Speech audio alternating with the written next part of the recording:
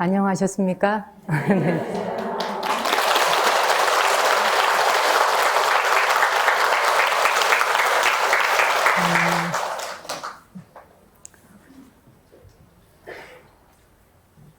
오늘 아침에 이 법당회를 오시기 위해서 많이들 설레셨는가 본데요.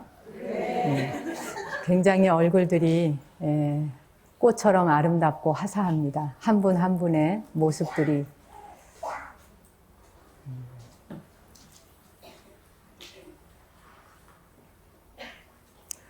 여러분은 지금 이 순간 무슨 생각을 하십니까?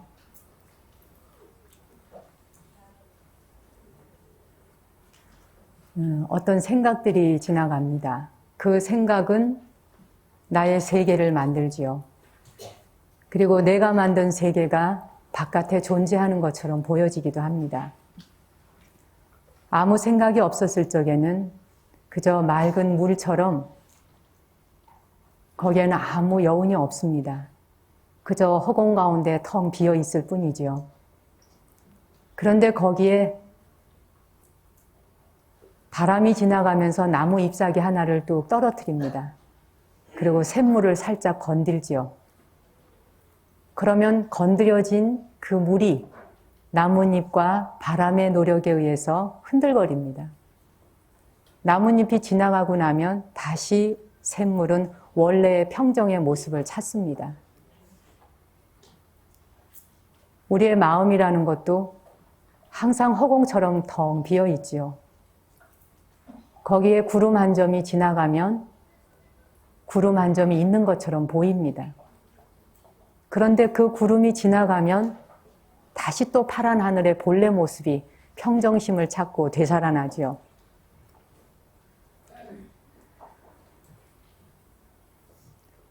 오늘 제가 여러분과 짧은 시간이지만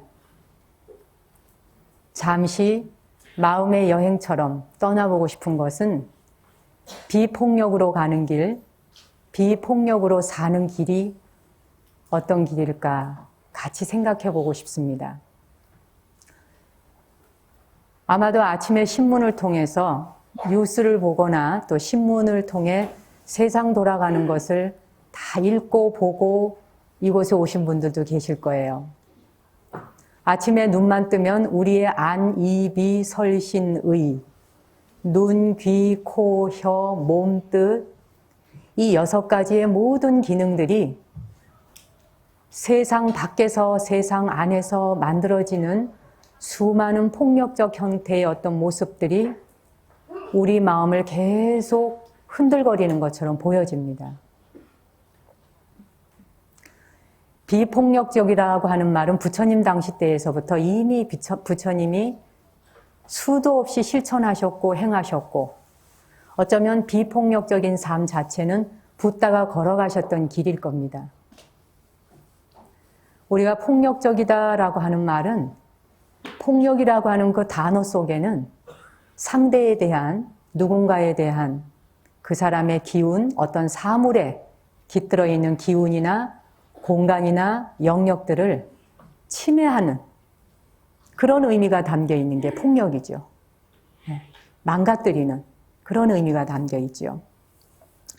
그래서 이 폭력이라고 하는 건 물리적인 공격뿐만 아니라 불경스러움 자체를 다 폭력이라고 합니다. 그것이 신고의 삼업에서 다 일어나죠.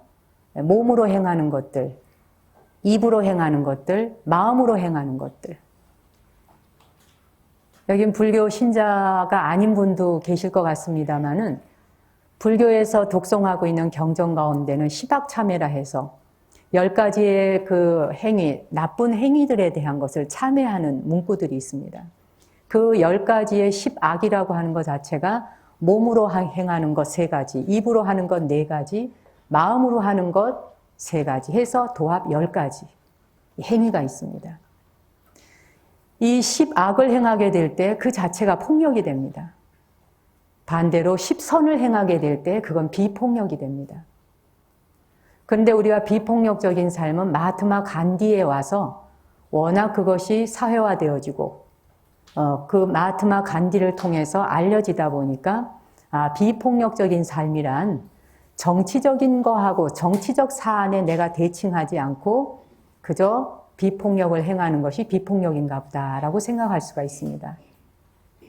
그런데 꼭 그렇지만 않습니다. 비폭력적인 삶이라는 건 인간 삶의 기본 요소 자체를 비폭력적인 삶이라고 하는 거죠. 그런데 이러한 폭력적인 것이라고 하는 폭력성이라고 하는 건 어디에서 나오는 것일까? 여러분 어떻게 생각하세요? 편견에서 나올 확률이 가장 큽니다. 대부분의 편견에서 폭력은 출발을 합니다. 불교에서는 그 법화경이라고 하는 경전이 있습니다. 대승경전에. 그 법화경이라고 하는 경전에 보면 우리가 살고 있는 이 시대를 타락한 시대라고 해서 다섯 가지의 타락이 극성을 부리는 시대라고 해서 오탁악세라고 하는 말이 있습니다. 다섯 오자에 탁할 탁자, 더러울 오자, 인간 세자 해서 다섯 가지 더러움, 즉 타락이 극성을 부리는 시대. 이걸 오탁악세라고 말을 하거든요. 오늘 그 오탁악세라고 하는 내용을 가지고 이 자리에 있는 저나 여기에 앉아 계시는 여러분 모두의 우리의 삶을 한번 되비춰보는 시간을 가져보도록 하십시다. 그 오탁악세 가운데서 가장 첫 번째가 겁탁입니다. 우리가 억겁의 인연 속에서 만났다 이런 소리 하지요. 억겁의 세월 속에 할 때 그 겁이라고 하는 것은 세월을 이야기합니다. 수많은 생애를 이야기하는 겁니다. 과거, 현재, 미래를 총망라하는 것을 겁이다라고 얘기하거든요. 그래서 겁탁. 이것은 시대 자체가 거칠다는 겁니다. 우리가 살고 있는 시대 자체가 난폭하다는 거죠. 그걸 겁탁의 시대라고 합니다. 겁탁은 그래서 이 화성에는 평화가 지속적으로 유지되지 않는 상태를 말합니다. 평화가 유지되어지지 않고 그 평화가 조금 이어지는가 싶으면 상황에 따라 또다시 금방 깨지고 그리고 나라의 내부적인 갈등이 계속 일어나게 되죠. 나라와 나라 사이의 이익관계를 챙기기 위해서 얼마나 나라와 나라 사이의 갈등이 큽니까? 우리가 지금 한반도가 겪고 있는 우리의 위치와 입장을 한번 생각해 보면 겁탁이라고 하는 시대에 우리가 풍랑을 만난 듯이 놓여 있다 하는 것을 느끼실 겁니다. 지구촌에 하나 남은 분단국가. 이 분단국가의 아픔 자체도 겁탁의 시대입니다.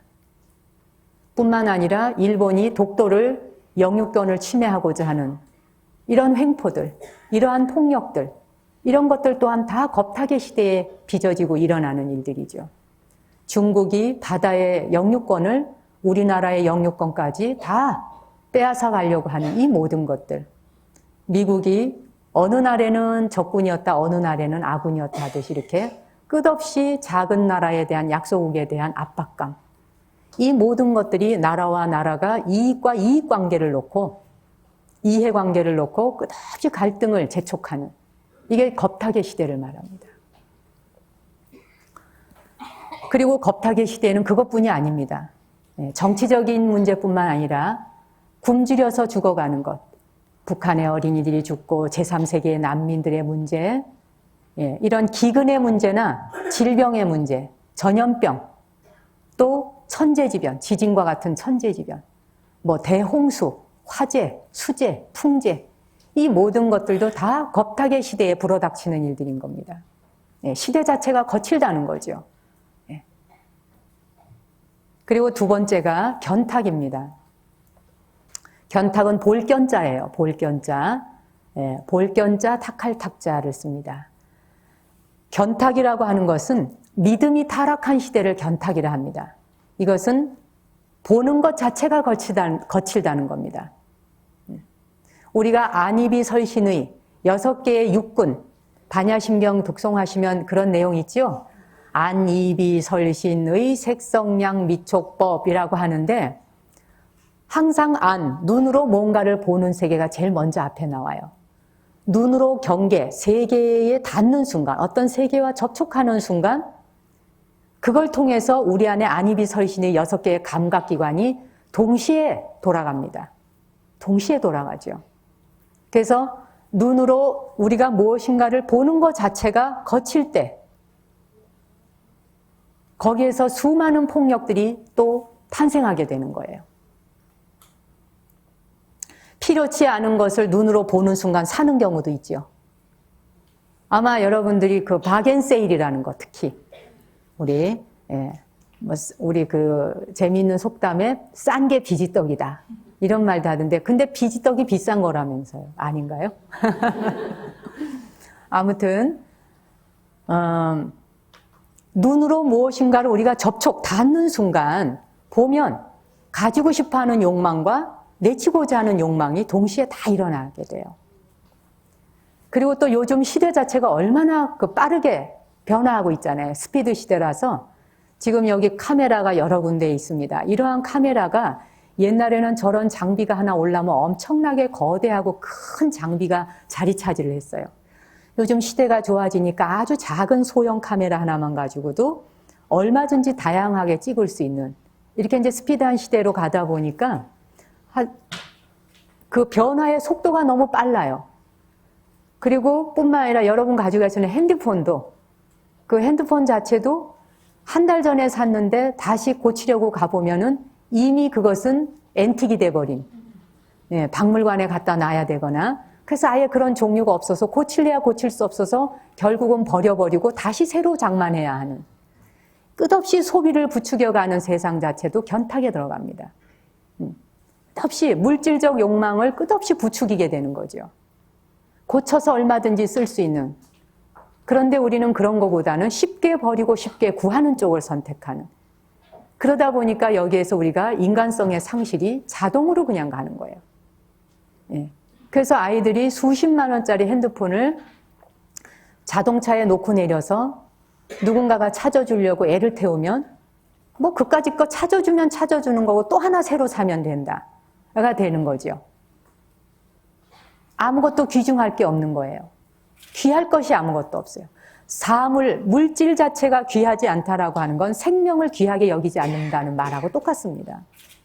모든 사물들에도 다 생명이 깃들어 있거든요. 어느 것 하나도. 그래서 이 견탁은 또 하나 인과 법칙을 믿지 않는 것 또한 견탁입니다. 인과의 법칙성을 철저하게 믿는다면 우리가 세상에서 펼쳐지는 모든 일에서 견탁이라고 하는 보는 것 자체가 거친 세상을 만들지는 않습니다. 그런데 인과 법칙을 믿지 않아요. 뿌린 대로 거둔다라고 하는 것을 안다면 우리의 모든 신구이 삼업, 몸으로 하는 행동도 자제할 수 있어지고 입으로 하는 말도 자제할 수 있어지고 마음으로 가지는 생각도 자제할 수 있어지는 겁니다. 근데 인과의 법칙을 믿지 않으니까 오늘 내가 당장 편하면 되는 거예요. 나 좋으면 되고 나 편안하면 되고 나 행복하면 되고 다른 사람이 어찌 되거나 다른 사람이 슬프고 괴로운 건 관계가 없는 거예요. 그리고 가면 갈수록 더욱더 둔해지기 시작하는 거예요. 우리의 감성은. 그래서 눈물을 한번 흘린다는 것 자체가 참 쉽지 않은 세상입니다. 그래서 눈물을 흘린다는 것 자체가 부끄럽고 수치스러운 문화로 가고 있어요. 눈물을 흘리는 것 자체는 우리의 내면을 정화하는데 필수적인 하나의 감로수입니다. 눈물을 쏟아낸다는 것. 사람의 내면의 변화가 오기 시작하고 변성이 일어날 땐 이 안에서부터 솟구쳐 올라옵니다. 왜냐하면 눈물은 우리 안에 고여있던 노폐물들을 눈물이라고 하는 걸 통해서 내보내는 것이거든요. 그래서 퇴적층에 찌꺼기처럼 쌓여있던 것들을 눈물이라고 하는 걸 통해서 한 번씩 쏟아내야 됩니다. 그래서 우리가 기도에 열정을 바치거나 뭔가 마음 수행을 하거나 어떤 공부를 하다가 난데없이 눈물이 솟구쳐 올라오는 현상, 이거는 자기 내면에 찌꺼기로 퇴적층처럼 있던 찌꺼기들이 다 노폐물이 한번 밖으로 배출되는 순간입니다. 그리고 난 뒤에 사람에게는 변화가 일어나죠. 그래서 기도를 한참 하고 난 사람에게 이렇게 바라보면 어머 저 사람 참 변화했어. 어딘지 모르게 달라졌어. 그건 뭐냐면 안에 누적되어 있던 노폐물들을 빼내고 나니까 그 사람의 모습 자체의 그 형태가 드러나는 것이죠. 그리고 이 견탁의 시대에는 또 한 가지 참을성이 없습니다. 참을성 없이 행동하는 것도 견탁에 들어간다고 했습니다. 이 참을성이 없다라고 하는 건 내가 내리는 생각과 판단의 속도가 너무도 빨라서 자기가 내린 속도의 판단 분별 때문에 세상을 저울질을 합니다. 타인에 대해서 망상을 하게 되고 번뇌를 하게 되죠. 그래서 잘못된 어떤 생각들을 통해서 상대와 나 사이에 건너갈 수 없는 강을 만들게 되는 거예요. 그리고 그 사이에서 건너갈 뗏목이 없다. 건너갈 배가 없다라고 아우성을 치게 되는 거죠. 이 견탁의 시대예요. 그러니 이 견탁의 시대에는 인터넷으로도 보세요. 자신과 의견이 같지 않은 사람, 나하고 당파가 같지 않거나 나하고 의견이 같지 않거나 내가 좋아하고 사랑하는 어떤 그룹의 누군가를 뭐 다른 의견을 제시하거나 하면은 인터넷으로 네티즌들이 무차별하게 공격을 하잖아요. 보이지 않는 총알을 그냥 날리는 겁니다. 거의 전쟁이죠. 자판위에서 손가락으로 두드리는 사이에 그러한 무차별한 언어를 쏟아내는 그 순간에 그 사람의 심리를 한번 가만히 생각해 보세요. 세상을 향해서 쏟아내고 있는 그 사람의 그 엄청난 쓰레기.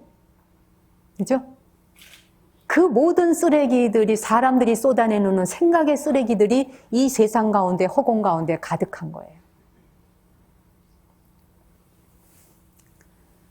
그 다음에 이제 세 번째가 중생탁입니다. 중생탁. 중생탁이라고 하는 건 중생이다라고 하는 말은 무리지어 산다는 뜻이죠. 예, 무리지어 산다, 더불어 산다, 대중을 중생이다 이렇게 말을 합니다. 모든 생명 있는 것들, 유정무정, 생명이 있거나 없거나 모든 걸 다 중생이라 합니다. 중생탁, 이것은 도덕적으로 타락한 시대를 중생탁이라 합니다. 도덕적으로 타락한 시대. 우리가 그런 시대를 지금 현재 눈으로 보고 있죠. 중학생 제자가 선생님이 수업 시간에 말 몇 마디 더 했다고 가서 폭행을 하고 총장실을 점거하고 제자들이 스승을 머리채를 휘잡아서 끌어내리고 폭력을 가하고 몸에 상처를 내고 스승이 제자를 또 폭행을 하고 뿐만 아니라 그 꽃처럼 예쁜 어린아이들에게 성추행을 일삼고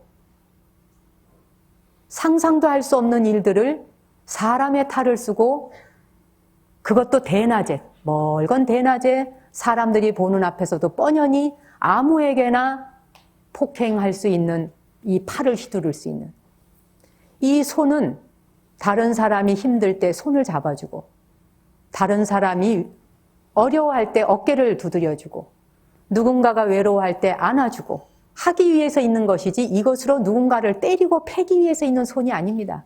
이 손 자체가. 이 손을 어떠한 도구로 쓸 것이냐 그건 자기 결정입니다. 도끼자루라고 해서 항상 나쁘지 않습니다. 도끼를 유익한 데 사용할 때 그 도끼는 너무나 아름다운 도구가 됩니다.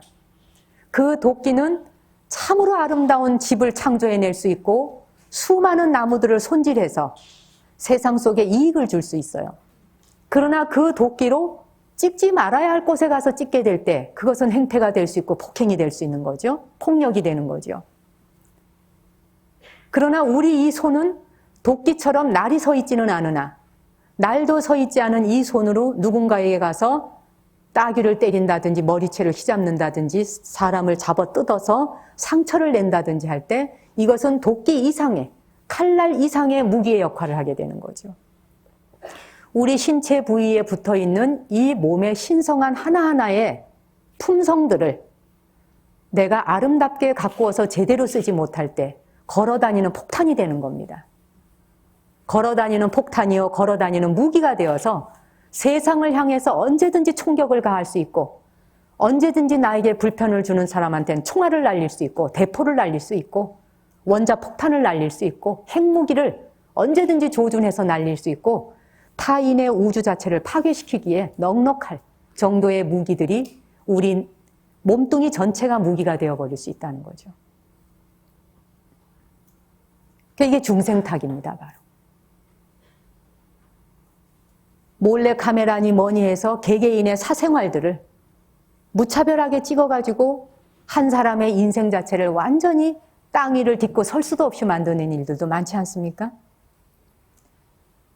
그리고 중생탁에는 그릇된 관념을 따르는 것도 중생탁입니다. 잘못된 견해를 옳다고 생각하고 따라가는 것. 그래서 이 그릇된 견해는 대부분 뭐냐면 자기 자신을 합리화시켜서 자기에게 좋은 방식으로 끌어갑니다. 종교적인 가르침도 종교 자체를 자기의 의식 수준으로 끌어내립니다.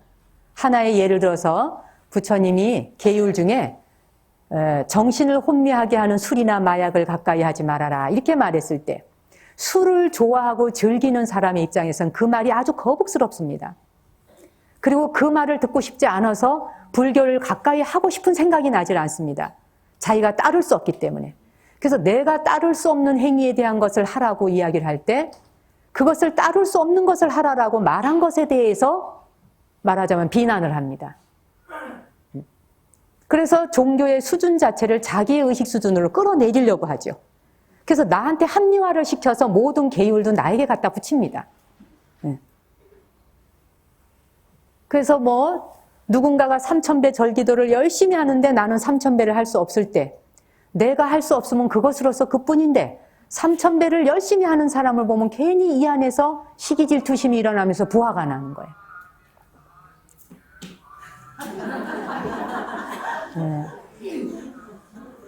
반야심경이 또 우리를 일깨웁니다. 이렇게. 마하반야 바라밀다 심경. 마하 크다는 뜻 아닙니까? 반야의 지혜. 네? 지혜. 지금 우리가 지혜의 길을 가고 있다고 제가 이제 지금 한번 한 소리를 하는 거예요. 이래서 그릇된 관념을 따른다라고 하는 건 자기한테 맞추는 거예요. 그래서 부처님이나 예수님이나 훌륭한 성인 성자들이 해놓으신 말씀을 내가 따를 수 없을 때 따를 수 없음에 대해서 비난을 합니다. 그리고는 그걸 나한테다 끌어맞추려고 그러는 거예요. 그리고 해석을 자기식대로 해석을 합니다. 나 편한 대로. 나 편한 대로 해석을 해놓고 종교는 다 그런 거야. 그래서 자기가 만든 경전이 따로 탄생하는 거죠. 자기가 만든 성경이 따로 나오는 거예요. 자기 입맛에 맞춘. 그러나 종교적인 가르침이 아무리 어렵다고 해도 내가 따라가기 어렵다 해도 그 길을 따라가기 위해서 노력하는 것이 우리가 가고자 하는 본래 길인 거예요. 그렇죠? 종교를 나한테 끌어내려서 종교를 나한테 맞춰주시오 할 것이 아니라 어렵지만 한 계단 한 계단 108계단을 걸어가듯이 올라가는 거예요. 그렇게 해서 나에게 변화를 일으키는 것이죠. 그래서 이 중생탁은 도덕적으로 타락한 시대이다 보니까 증오심과 미움으로 적대감을 쌓는 것들이 많아집니다. 가장 가까운 가족에서부터, 가장 가까운 친구 사이에서부터, 가장 가까운 친인척 사이에서 먼 사람하고는 미움과 적대감이 생겨날 일이 없어요. 관계가 없는 관계인데요? 무슨 적대감을 쌓을 게 있겠어요? 그러나 여러분과 가장 가까운 사람의 사이에서는 적대감과 미움이 생겨납니다. 원망이 생겨나고. 그건 왜 생겨나느냐? 내가 만들어 놓은 기대감 때문이에요. 적어도 아내는 이래야 되고 남편은 이래야 되고 부모는 이래야 되고 자식은 이래야 되고 친구는 이래야 되고 아무개는 이래야 되고 스님은 이래야 되고 신도는 이래야 되고 누구누구는 이래야 한다라고 하는 그 틀 속에 맞춰놓고 내가 만든 세계 안에 내가 만든 창조의 세계 안에서 그것이 맞아떨어지지 않을 때 그 사람을 무차별하게 우리는 미움으로 공격을 하게 됩니다. 증오심을 쌓게 되고 그래서 용서하지 못하게 되죠. 이게 바로 중생탁이에요. 도덕적으로 타락한 시대라는 거죠. 보험료를 받기 위해 청부살인을 한다든지 자식이 부모를 죽인다든지 이러한 모든 이 반인륜적인 행태를 마구잡이로 행하고 있는 세계 속에서 우리는 그냥 무감각해지는 거예요. 뉴스나 무엇을 볼 때 심장이 덜컥덜컥 내려앉는 것 별로 경험 못 하실걸요? 하도 강심장이 되어서 이제 너무 겪다 보니까 또 뭐 몇천 명 죽었구나. 지진이 났구나. 불이 났구나. 우리 집이 불이 나야 화닥닥닥 뛰어나가는 거죠. 우리 집에 도둑이 들었어야 난리가 나는 거지. 뭐 남의 나라 남의 집에 도둑 들어갔고 누가 강도가 어떻게 했네 하는 거는 이게 먼 나라 이야기래. 우리가 이게 바로 뭐냐면 도덕적 타락의 시대란 우리의 의식 자체가 거리감을 가지고 있는 거예요. 너와 나의 경계가 지어지고 거리가 있다고 생각하는 거예요. 색적 시공이 공적 시색이라고 하는 것에는 찰나지간을 오고 가는 이미 이 안에 세계가 다 펼쳐지고 있는 것인데도 불구하고 나와 이 사람의 사이가 간격이 있다고 생각하는 거예요. 나와 저 나라 사이에 간격이 있다고 생각하는 거예요.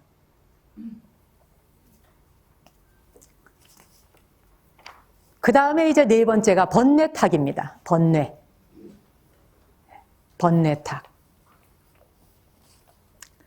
말 그대로 번뇌탁이란 탐욕이 끝이 없고 감정이 격하여서 참지 못하는 감정 자체가 거친 상태를 번뇌탁이라고 한다. 이렇게 나와 있습니다. 감정이 거칠어.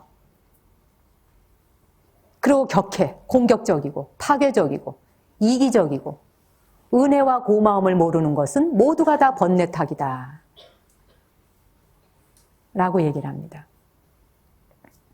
그래서 이 번뇌탁으로 인해서 가정 파괴가 요즘에는 밥 먹는 것보다 쉬운 일이에요, 그냥. 밥 먹는 게 왜 이래 어려워요? 새끼 밥을 챙겨 먹긴 어려워도 가정을 파괴하는 일은 돌아서면 바로 할 수 있는. 자녀를 학대한다든지, 어린이를 학대한다든지. 그래서 이 살인과 자살이라고 하는 일들이 비일비재하게 일어나는 자살, 살인, 이 모든 행각들이 다 번뇌탁에서 일어납니다.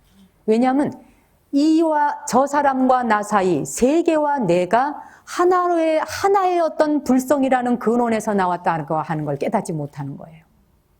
그러다 보니까 나라는 세계가 따로 있고 저 사람이라는 세계가 따로 있다 생각을 하니까 거기에서 싸움이 계속 일어나게 되죠. 그래서 저 사람을 죽여야지 내가 살 수 있다 생각하는 거예요. 네. 그러나 우주법계 안에서는 내가 이 사람을 죽이는 순간 사바세계 안에서는 이 사람이 죽었고 내가 살았죠. 그러나 우주법계의 지혜자의 눈으로 볼 땐 지가 죽었고 저 사람이 산 거예요. 거꾸로 뒤집어진 거예요, 이거는. 붓다의 눈으로 내려다볼 때는 이미 죽이는 자의 행위 자체가 자기를 먼저 죽이게 되는 겁니다. 제가 오래전에 부탄이라고 하는 나라를 갔을 때 마지막 남은 샹그릴라라고 하는 불교 국가입니다. 부탄은 나라 전체가 불교적인 그 사유, 그 다음에 불교적 이념을 바탕으로 해서 나라의 정치를 이끌어갑니다. 그래서 그 부탄이라고 하는 나라는 국민 1인당 GNP가 얼마이냐라고 하는 것에 관심을 갖지 않는 게 아니라 HNP, 행복지수. 국민 한 사람 한 사람이 얼마만큼 행복하냐가 그들의 관심사예요. 국민 한 사람이 돈벌이가 얼마나 많으냐라고 하는 것은 하나도 자기들이 추구하고 나아가는 길이 아니라는 거예요. 그래서 국왕부터 모두가 다 국민들 한 사람이 얼마나 행복하냐에 대한 걸 물어요. 그래서 부탄 사람들은 여러분이 언제 기회가 되신다면 부탄을 가보신다면 누구라도 붙들고 물어보세요. 100이면 100명이 모두가 다 나는 행복합니다요. I'm happy to be me. 난 행복해요. 라고 말을 합니다. 자기 자신이 이 나라에 있음에 대해 행복하고 아무것도 걱정할 게 없다는 거예요. 그리고 이렇게 세계가 이렇게 넓고 드넓고 볼거리도 많고 너무나 아름다운 나라도 많고 나가보지 않겠니? No. 우리나라가 모든 걸 다 갖추고 있는 불국정토인데 뭘 딴 나라를 나가냐, 비행기 타고. 그 오염을 뿌려가면서.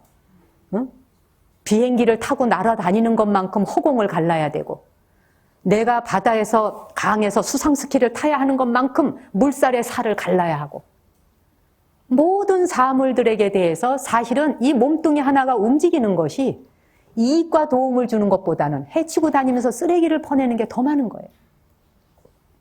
그래서 이 부탄이라는 나라는 들어가는 경비 자체가 워낙 어려웠습니다. 지금은 이제 싸졌지만 벌써 7, 8년 전만 해도 거기 한번 들어가려면 6천만 원에서 1억을 호가했습니다. 그래서 우리나라의 중앙대학에 계시는 교수님 한 분이 거기를 가기 위해서 미국의 황태자에게 부탁까지 해서 편지까지 써가지고 겨우겨우 들어간 그 과정을 책으로 써놓은 게 있어요. 부탄 이야기라고.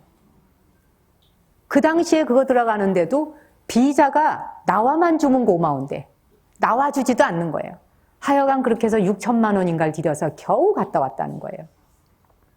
그런데 오늘날에는 이제 그리고 1년 연간 300명만 받았어요. 관광객도. 그러다가 얼마 전까지는 1년 연간 3,000명을 받아요. 딱 3,000명만 제한해서 받으니까 더 받을 수 있는데, 그러니까 이제 유럽과 미국에서는 뭐냐, 더 미치는 거예요. 더 가보고 싶어. 못 들어오라 하니까. 10억을 내라 해도 좋으니까 제발 받아만 줘라 라고 하는 거예요. 그래, 나 좀 가서 구경 좀 할 수 있게 해줘라. 그런데 이 부탄에서는 딱 입국 비자도 제한해서 들어올 사람만 딱 들어와라. 그거 뭐냐면 그 나라의 자연 환경을 파괴시키지 않기 위해서 왔다 가는 인구가 딱 제한이 돼야 되는 거예요. 관광객 수가. 자기들이 1년 연간 3,000명이 왔다 가면 다시 훼손된 만큼의 물과 자연에 대한 모든 것들을 원위치로 되돌려 놓는 기간이 필요한 거예요. 이들에게는. 그러다 이제 지금은 좀 더 많이 개방을 했어요. 제가 가던 시절만 해도 3,000명 제한하던 때였고, 그리고 1명, 2명은 가지도 못해요. 1명, 2명이 들어가려면은 정말 몇 천만 원에서 1억을 호가는 돈을 들고 앉아서도 안 받아요. 그런데 10명 내지 15명이 모여야지만 갈 수 있어요. 그러니까 올려면 한꺼번에 왔다가 싹 빠져나가지 하나 둘씩 와서 해치고 가지 말아라. 이런 거예요. 그래서 이제 그 나라에는 저도 역시 10몇 명이 모이기를, 집결되기를 기다렸다가, 근데 그런 데를 한번 가려고 하면 그렇게 가는데도 600만 원, 700만 원씩 드는 거예요. 며칠을 가도요. 그래서 왜 그렇게 많은 돈을 받느냐 라고 이야기를 하니까 그 나라 사람은 네가 들어와서 쓴 쓰레기는 네 돈으로 다 제거하고 가라는 거예요. 당신이 사용한 호텔에서 화장실에서 내린 물 하나부터 먹고 간 음식부터 모든 찌꺼기, 그 다음에 네가 타고 다닌 차를 타고 다니면 그만큼 매연을 뿜어야 되잖아요. 이 모든 것들에 대한 것을 네가 낸 돈 갖고 다 해결을 하라. 우리나라 국민이고 세금 내서 그거 할 이유 없다는 거예요. 너가 좋아서 우리나라에 왔으니.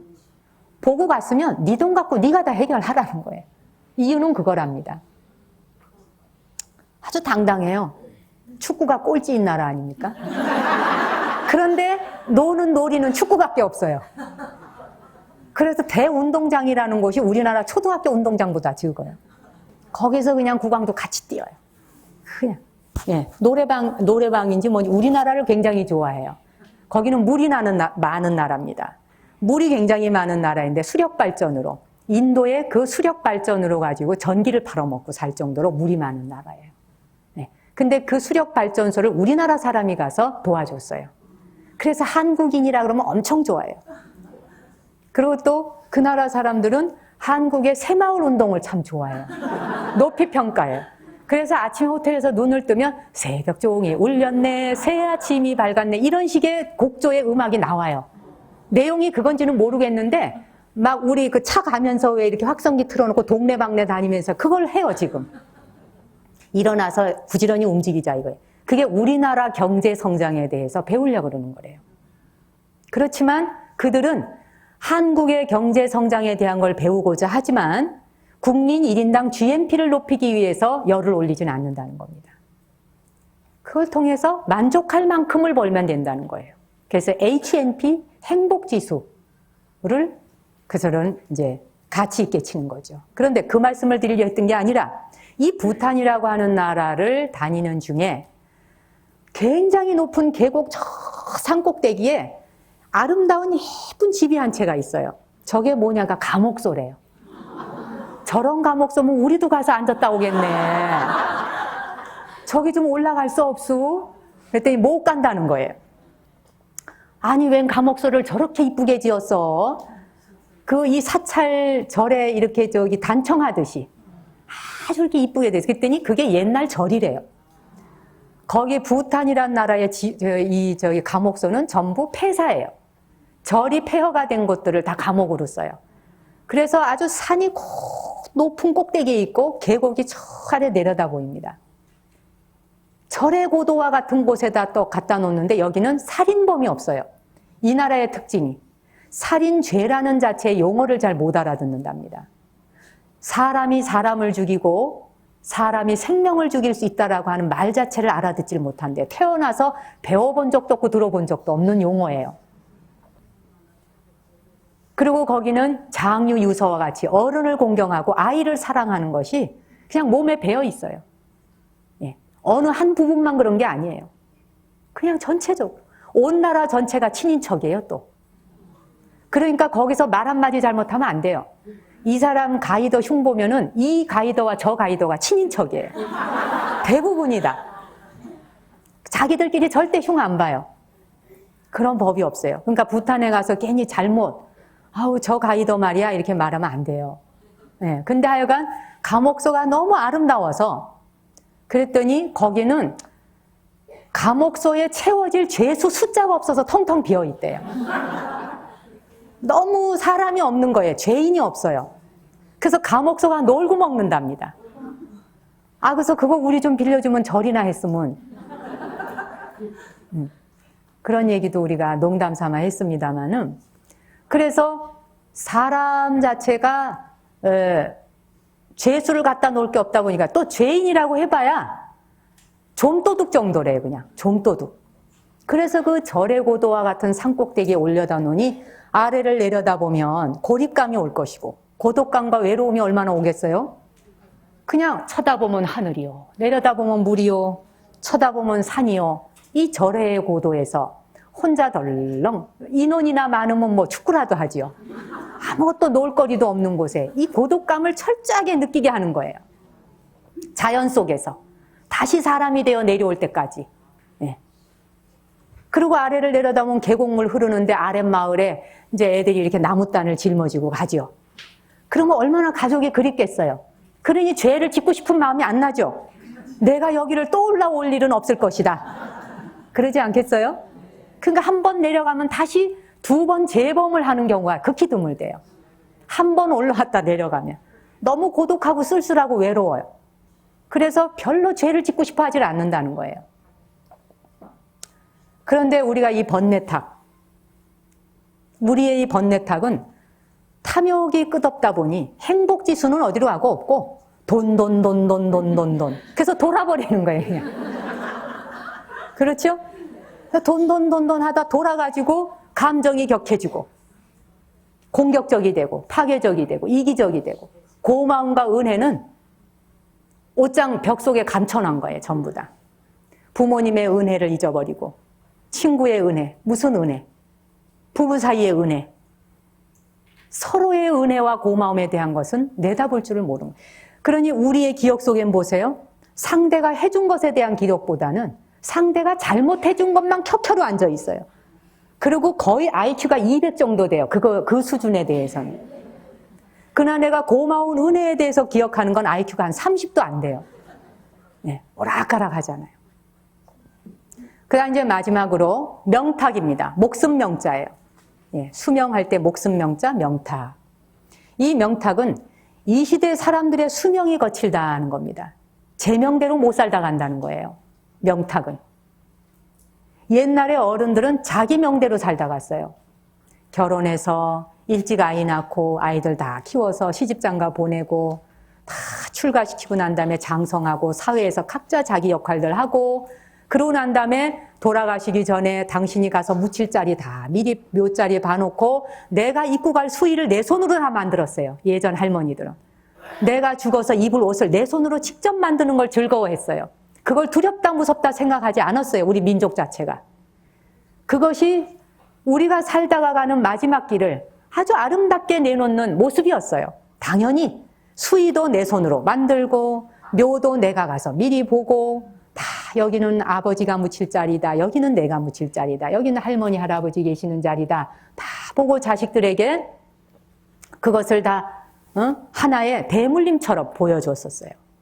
그래서 대부분이 사실은 명대로 살다 갔어요. 그리고 세수를 다 누리신 다음에 자식들 불러 모아서 마지막 유언까지 다 남기잖아요. 죽는 순간까지도 얘들아 어디에다가 엄마가 뭘 금을 숨겨놨다. 땅을 파보거라. 싸우지 말고 잘 논아들 갖고 밥 한 공기라도 논아 먹거라. 뭐 이러면서 그 마지막 돌아가시는 순간까지도 자식들에게 있는 거 다 주고 가고 싶어 했던 게 우리 부모의 참다운 아름다운 모습이었어요. 근데 요즘에는 뭐 이 사는 것에 대해서 생각해 보세요. 제가 그렇다고 여러분 보고 일찍 죽자라고 기도하시라는 게 아니라 저는 제 자신은 그리 생각하면서 삽니다. 내 삶을 순간순간 잘 살아갈 뿐이요.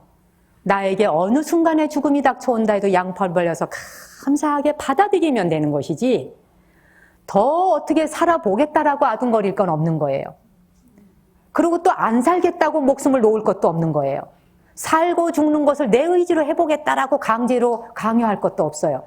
그냥 주어진 법칙대로, 우주의 순환 법칙대로 감사히 그저 잘 살고, 그리고 내가 명이 다한다면은 참 고맙습니다. 그리고 땅에게 가서 제가 이제 곧 명을 달리하고자 하니 땅이시여 이 몸을 받아주십시오. 땅에게 나를 받아주기를 허락해달라 이거예요. 왜냐하면 땅으로부터 끝없이 도움을 받았잖아요. 땅에서 나오는 풀을 먹었고, 땅에서 나오는 동물 고기를 먹었고, 땅에서 나오는 물을 먹었고, 땅이 나에게 베풀어준 은혜로 인해서 내가 이만큼 성장했고, 진리의 법을 만났고, 내가 이만큼 자라왔다 이거예요. 그 다음에 되돌아갈 적에 사실은 내가 땅에게 줄 건 아무것도 없어. 냄새나는 썩은 몸뚱이밖에. 이 냄새나는 썩은 몸뚱이를 땅에게 되돌리고자 하니 흙에게 미안한 노릇인 거예요. 그러나 흙에게 나를 받아주십시오. 당신의 은혜에 감사합니다 하면서 내가 명을 놓을 수 있을 때 얼마나 땅이 당신을 응?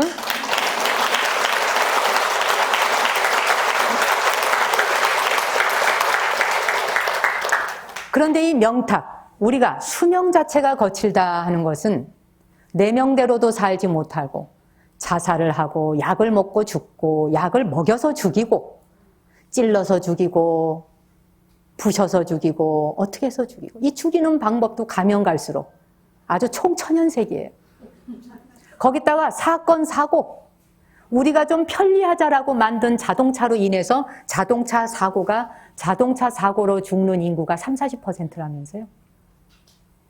우리 좀 편리하자고 만든 자동차가 내 목숨을 위협하고 내 가족의 목숨을 위협하는 이런 물건이 되어 있는, 말하자면 다니는 폭탄이에요 이게 사실은. 이렇게 해서 또 내가 살고 싶은 만큼 못 살고 죽는 거예요. 교통사고, 스트레스사, 과로사, 돌연사, 얼마나 많은 목숨의 위험이 뒤따릅니까? 이게 명탁이에요. 수명 자체가 거칠다는 거예요. 그런데 이 우리가 명이라고 하는 것도 보세요. 매장을 할 때에 사람이 죽고 나면 매장 풍습도 시신에다가 약물을 이제 이렇게 썩지 말라고 방부 처리도 하기도 하고, 집안이 훌륭할수록 그렇게 해서 이제 이 약물을 칠갑을 하지 않습니까? 이렇게 저희 칠을 하죠. 그렇게 하고 두꺼운 관 속에 넣어서 밀봉을 합니다. 그리고 나서 흙으로 돌아가는 것 자체를 훨씬 더 더디게 만들어. 최소 가급적이면 빨리 흙하고 합류가 되지 않을 수 있으면은 1000년이고 10,000년이고 유지되기를 원하는 거예요. 이거는 뭐냐? 생명의 고귀함을 이해를 제대로 하지 못해서 일어나는 현상이에요. 우리의 생명의 고결함을 이해한다면 그런 일은 빚어지지 않아요. 내가 흙으로 돌아가는 게 왜 두렵습니까? 흙과 가까워지는 것이 왜 두렵습니까? 흙에서 온 요소이고 흙으로 돌아가야 할 요소인데 흙과 가까워지는 걸 되도록이면 더 두꺼운, 돈이 많은 사람일수록 관도 더 잘 짜잖아요. 이것은 뭐냐? 생명에 대한 이해 부족에서 오는 것이다. 몸이 썩어서 땅속에 영양분으로 되는 과정은 자연스러운 현상입니다. 되도록이면 빨리 환원이 되어져야 돼요. 분해되어져서 지수화풍 4대, 흙으로 돌아갈 것들은 흙으로 가고, 물로 갈 것들은 물로 가고, 불의 기운으로 갈 것은 불의 기운으로 가고, 바람의 기운으로 갈 것은 바람의 기운으로 가야 하는 것이에요. 우리가 그 요소를 빌려서 잠시 쓰고 있잖아요. 되돌려 주어야 하는 때가 오면 멋지게 되돌려 주어야 하는 것이죠. 그런데 그걸 안간힘을 붙들고 죽는 순간까지도 이 썩어가는 육신을 집착해서 관 속에 집어넣어놓고 구더기가 끼는 한이 있어도 썩지 못하도록 만들어서는 안 될 일이지 않겠는가. 그렇죠? 그래서 사실 우리가 어떤 조상의 묘를 만들고 무덤을 만들면 그 묘와 무덤을 과수원으로 만들고 공원으로 만들고 모두가 함께 호흡하는 장소가 돼야 돼. 나무 한 그루를 심어서 그리고 내 할머니가 돌아가신 곳에 묘를 해놓고 그 묘의 봉분 위에, 봉분 주변에 나무를 심어놓고 할머니의 정기를 느끼는 거예요. 할머니가 살아생전에 나에게 해주셨던 좋은 이야기와 행동, 할아버지가 나에게 해주셨던 좋은 행동과 어떤 것들, 이런 것들을 그 무덤에 가서 나무를 통해서, 나무가 들려주는 바람 소리를 통해서 내가 듣는 거예요. 그리고 감사해야 하고, 묘나 무덤은 피할 곳이거나 두렵고 무서운 곳이 아니에요. 공포감을 불러일으키는 장소가 아닙니다. 그분은 나를 키워주셨던 분이고 나에게 엄청난 많은 은혜를 주고 가셨던 분이에요. 그분의 마지막 가신 길이 공기로 화하고 바람으로 화하고 흙으로 화해서 다시 나에게 산소를 공급해주고 있는 거예요. 한 줌의 공기를 들이마시는 순간 그 속에서 내가 사랑했던 할머니의 추억을 떠올리고 할아버지의 추억을 떠올리고 아버지의 기억과 어머니의 기억을 떠올리고 그 은혜 앞에서 다시 한번 눈물 짓기도 하고 어머니 아버지 잘 살겠습니다. 제가 비록 어리석었지만 다시 한번 또 이 어리석음을 극복하면서 잘 살아보겠습니다. 이러한 그 삶들을 무덤과 묘지 앞에 가서 하는 거예요. 그냥 형식적으로 가서 술이나 한번 찍 따르고 오고 뭐 엄마 아빠 이거 좋아하시죠? 잡숴? 뭐 이렇게 하고 올 일이 아닌 거라는 거예요. 그렇죠? 그것을 한 바퀴를 쫙 돌면서 엄마 아버지에게 나누고 싶은 대화를 나누고 그 요즘에 수목장 잘하는 거예요. 나무에게 뼈를 되돌려주고 그리고 요새 이제 그 묘지 옛날 10여 년 전에 이렇게 묻었던 분들도 다시 요즘은 파서 뭐 이렇게 화장해가지고 다시 수목장 하시는 분들 많대요. 잘하시는 거예요. 그러니까 이 땅 전체가 다시 흙으로 돌아가야 되는 거예요. 그 생명들이 흙으로 돌아가서 신선한 산소를 뿜어주고 그 신선한 공기를 차세대의 모든 사람들이 들이쉬고 마시면서 살아야 하는 거예요. 그래서 이 허공 가운데 가득한 그저 색즉시공이 공즉시 색인 이 허공 가운데 가득한 부처님의 은혜와 복됨과 찬란함 속에서 우리는 항상 숨쉬고 내쉬고 해야 되는 거예요. 호흡 하나하나마다. 자, 이렇게 5가지의 거친 시대, 이 오탁악세를 우리가 살고 있다 했습니다. 근데 이러한 오탁악세를 가만히 보세요. 5가지의 탁한 기운들이 모두가 다 편견에서 나오는 게 많습니다. 겁탁도 또 겁탁뿐만 아니라 또 견탁, 그렇죠? 중생탁, 번뇌탁, 명탁, 이 모든 것들이 편견에서 나오는 게 많아요. 다른 민족에 대한 편견, 다른 문화에 대한 편견, 다른 종교에 대한 편견, 다른 단체에 대한 편견, 나와 당이 다른 것에 대한 편견, 이 오만무지함들이 편견을 비롯해서 우리 사이에 탁한 기운을 조성하고 만들어냅니다. 그래서 네 편, 내 편을 계속 갈리죠. 이분화하고. 내 편이면 좋고 네 편이면 다 죽어야 되는 거예요. 그거는. 어떤 식으로든지. 그래서 다른 편이 죽는 것에 대해서는 전혀 슬퍼하거나 고통스러워하지 않아요. 이게 얼마나 거친 감정이냐는 거예요. 똑같은 생명이고 똑같은 자식이며 똑같은 부모 형제인데 누구의 죽음은 애달고 누구의 죽음은 박수칠 일이다. 이게 얼마나 저열한 행동이냐는 거예요. 우리 스스로가 인간의 본성을 상실하고 우리 스스로가 너무나 미천함을 보여주는 슬픈 사연인 거예요. 그런 것 자체가. 이러한 편견이 개개인이 가지고 있을 적에는 크게 두드러져 보이지 않는 것처럼 보입니다. 근데 이것이 집단화되어지면은 전쟁으로 가는 거예요. 집단화될 때. 종교전쟁, 문화전쟁, 민족과 민족 간의 전쟁. 이 전쟁들이 편견에서 오는 것이거든요. 이해하지 못하는 것에서 오는 거예요. 잘못된 인식. 우리가 일본에 대한 편견, 일본이 우리에 대한 편견. 이제는 우리가 극복하고 가야 하는 시대에 왔습니다. 여러분이 여러분의 자녀들에게 교육할 때도 일본의 물건을 많이 사주는 것이 일본을 이해하는 게 아닙니다. 일본제를 많이 써주는 것이 일본에 대한 이해냐? 아닙니다. 일본에 대한 인식이 잘못된 것들, 미국에 대해서 인식이 잘못된 것들, 그런 것들을 그들이 어떻게 행동한다 해도 우리는 그것을 정견해는 다른 눈으로 볼 수 있도록 아이들을 이끌어 주어야 합니다. 그리고 우리의 가슴에 끌어올라오는 분노심과 그들과 마주해서 싸우고 싶은 마음과 이런 것들을 내려놓는 훈련을 이제는 우린 해야 합니다. 더 이상 그들의 잿밥이 되어서도 안 되고 우리 스스로가 당당하게 설 수 있어야 하는 거예요. 그러기 위해서는 편견으로부터 벗어나는 길이 있습니다. 편견으로부터 벗어날 때 오탁 5가지의 먹구름이 낀 것을 걷어낼 수가 있습니다. 그럴 때 우리 앞에는 확연히 불성의 본래 모습을 드러내는 거예요. 불생불멸이요, 부중불감이요, 불구부정인 모습을 그대로 드러낼 수 있는 것이죠. 근데 우리가 우리 스스로의 삶 속에서 많은 그 편견으로 인한 폭력적인 행동들 그 가운데 우리가 먼저 바꾸어가야 할 것이 언어에 대한 폭력입니다. 우리는 언어를 존경심으로 대해야 돼요. 언어는 옛날 고대로부터 조상 대대로 내려오는 가장 뛰어난 상징적인 것이 표현이 사람과 사람 사이에 마음과 마음을 주고받을 수 있는 유일한 아름다운 상징성이 언어예요. 말. 그래서 이 언어는 우리에게 엄청난 유산입니다. 근데 이 언어를 정중하게 대하고 상냥하게 대하고 사랑과 애정을 가지고 대하고 존경심과 감사함으로 대해야 되는 것이에요. 근데 우리가 살고 있는 세상에는 지금 언어 자체가 위기를 맞이하고 있어요. 위태로워요. 아주 언어를 소홀히 학대합니다. 남발하고. 언어라는 건 단순한 놀이개가 아닙니다. 말 가지고 장난하라고 있는 게 아니에요.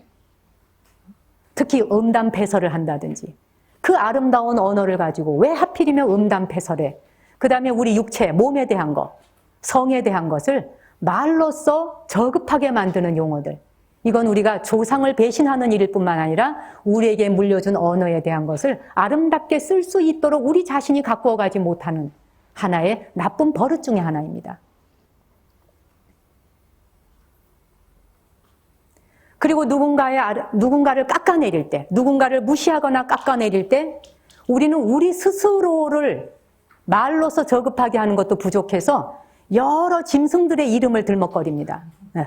뭐 같으면 짐승보다 못한 놈, 개보다 못하다. 개가 어떤데요? 그리고 뭘 많이 먹으면 돼지만큼 먹는다. 뭔가 천박한 말을 비유하고자 할 때에 짐승들의 생명을 우리가 싫어하는 어떤 대상에 무차별적으로 갖다 붙이고 사용해요. 뱀 같다, 원숭이 같다. 걔네들이 어때서요? 그리고 뭐 이중 감정을 쓴다. 고양이 같다. 쥐새끼 같다. 개 새끼 같다. 강아지잖아요. 얼마나 이뻐요, 사랑스럽고. 요 이쁘고 사랑스러운 개의 새끼, 강아지. 이거를 욕으로 써먹는 이러한 언어의 폭언들. 나 혼자 스스로를 폭행하는 것도 부족해서 다른 짐승들까지도 내가 함부로 무차별하게 내 식대로 갖다 붙여서 그들의 생명을 깎아내리는 행위. 이건 우리가 생명의 존엄성을 알지 못하는 데서 오는 우리 스스로가 우리의 인격 자체가 그만큼 성장하지 못한 데서 오는 잘못된 생각입니다. 견해입니다. 그들의 영혼을 마구잡이로 짓밟아서는 안 된다는 거예요. 우리의 언어로서.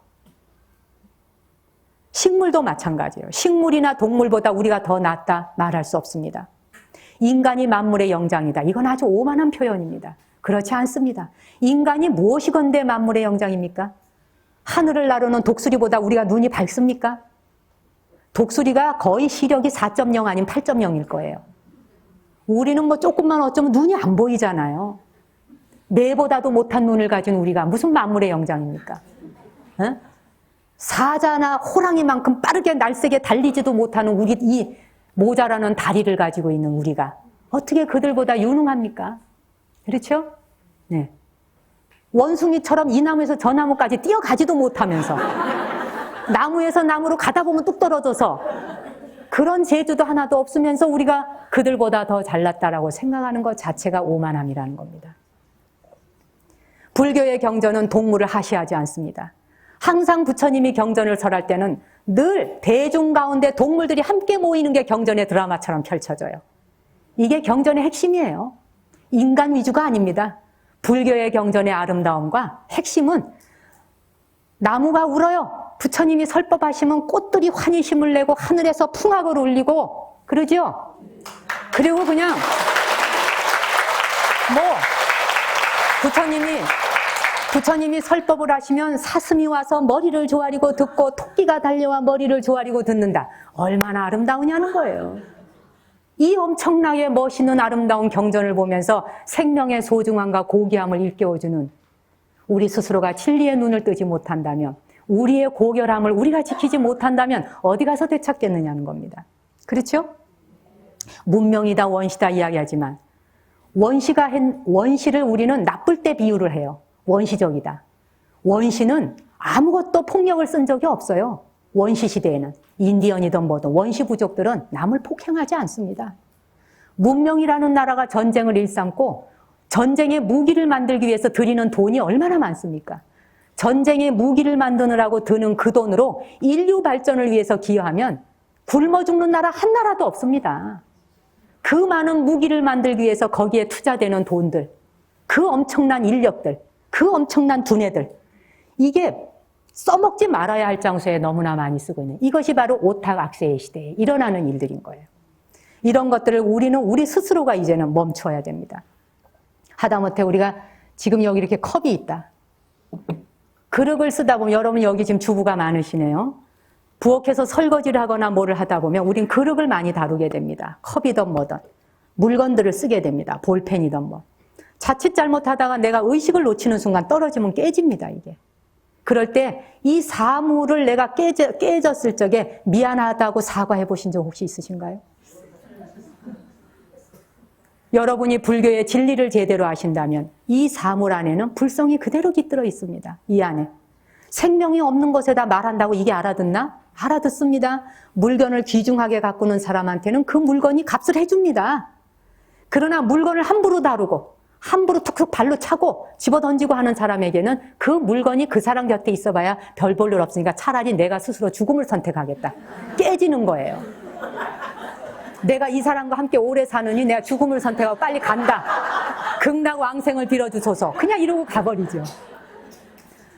생명을 잃은 물건에 대해서 진심으로 사과해 보세요. 존재가 다르게 보일 겁니다. 떨어뜨린 것에 대해서는 그건 뭐냐? 우리가 그 무생물이건 생물이건 간에 그 물건을 만들 때 목적이 있어요. 그 다음에 그 물건의 쓰임새가 있어요. 그것을 만들어준 장인이 있어요. 그 모두에 대해서 우리가 폭력을 행사하는 게 돼요. 그 그릇 하나 잘못 다루는 게.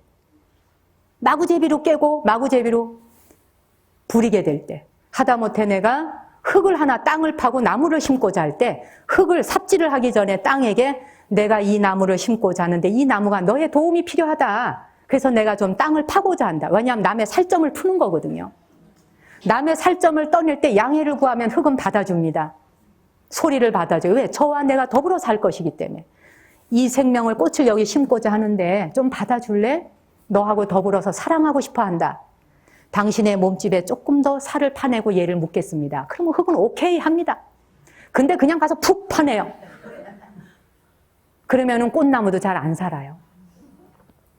모든 사물들에게, 유정물과 무정물 모두에게 내 가슴에 있는 소리로 사랑을 전하고 비폭력을 행사하게 될 때 그 비폭력적인 삶이란 무슨 어디 저 마더 데레사 수녀님이 했던 인도에 가고 캘커타에 가서 나병 환자들을 돌보는 일을 한다든지 이런 봉사 자체만을 말하는 게 아닙니다. 내 생활 속에서 내 눈, 귀, 코, 혀, 몸뚱이, 뜻 이 자체의 감각기관을 잘 다스리는 것 자체가 비폭력의 행사예요. 그러한 비폭력적 삶이 우리 인류를 발전으로 이끌게 되는 거예요. 다른 게 아닙니다. 여러분이 앉아 계시는 가운데 법당, 여러분의 집이 법당이 돼야 되고 여러분의 몸 자체가 법신물이 돼야 되는 거예요. 여기에 계시는 부처님 앞에 절한다고 해서 여기에 형상 있는 붓다가 있다고 생각지 마십시오. 여러분 내면 안에 여러분의 눈이 대상을 바라보는 순간 그 대상에게 폭력을 행하지 않을 때 바로 붓다를 보는 거예요.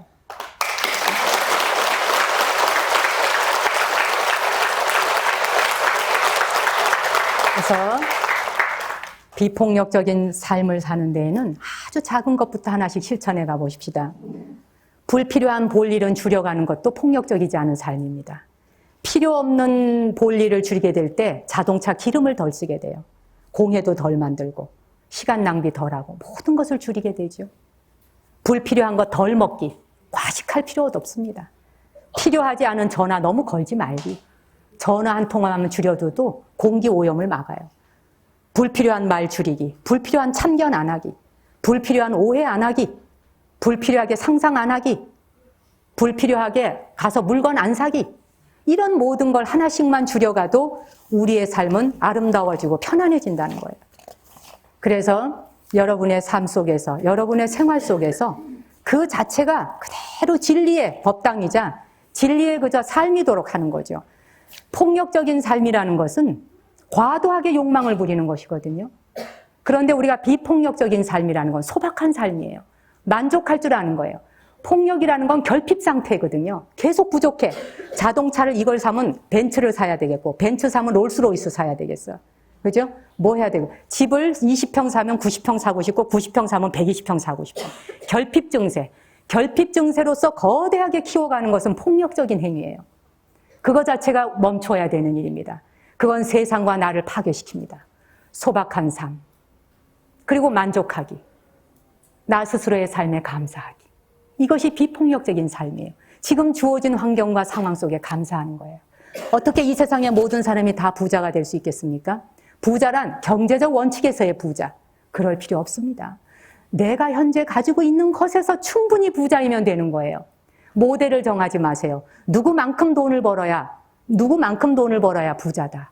그렇게 생각하시지 말고 내가 가지고 있는 것에 충분히 감사하고 그것에 만족하고 그러한 비폭력적인 삶이 여러분의 생활 속에 깃들고 그렇게 할 때 여러분의 모든 가족이 다 부처님으로 보이고 도반으로 보이는 겁니다. 법을 마치겠습니다.